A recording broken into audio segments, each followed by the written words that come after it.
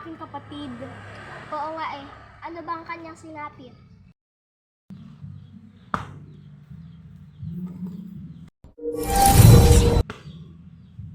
Mahal na Hara, bakit ka narito? Kinuha ni Tena ang aking brilyante. Napakatahimik dito sa Devas. Gustong-gusto ko na makita ang aking mga kapatid. Napakaruwar ka talaga ng metenang yan. Pagkatapos niyang paslangin ang ating kapatid, ngayon naman kukuhain niya ang ating mga brilyante. Halika, may pagtutunguan tayo. Tutungo tayo kay Paye.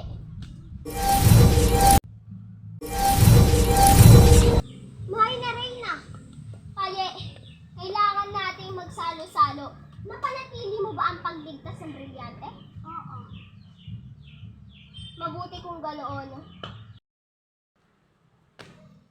Mahal na Reyna, may nangyari ba? Masama ang nangyari. Napakasama nito. Nakuha na ang brilyante ng apoy, brilyante ng lupa, maging ang brilyante ng tubig. At pinaslang ni Metena ang ating kapatid na si Alena. Gaganti tayo.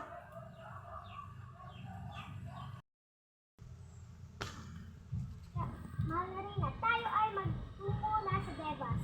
Sumasangayon ako sa sinabi mo. Tara na. Saan kayo magtutungo?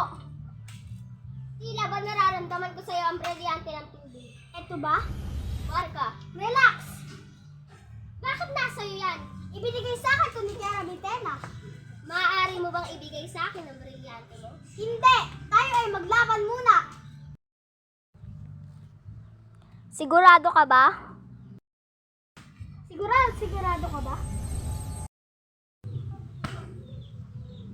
Brilyante, inuutusan kitang tanggalan mo ng hininga sa ulo. Brilyante! Suko ko na!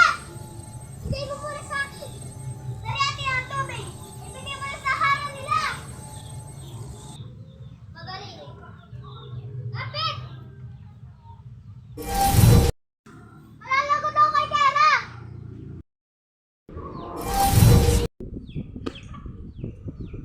Tayo na magtungo sa Devas. Puntahan mo muna natin si mahal na Emre.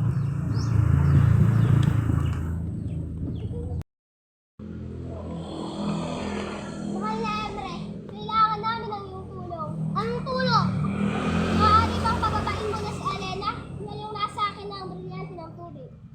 Walang problema.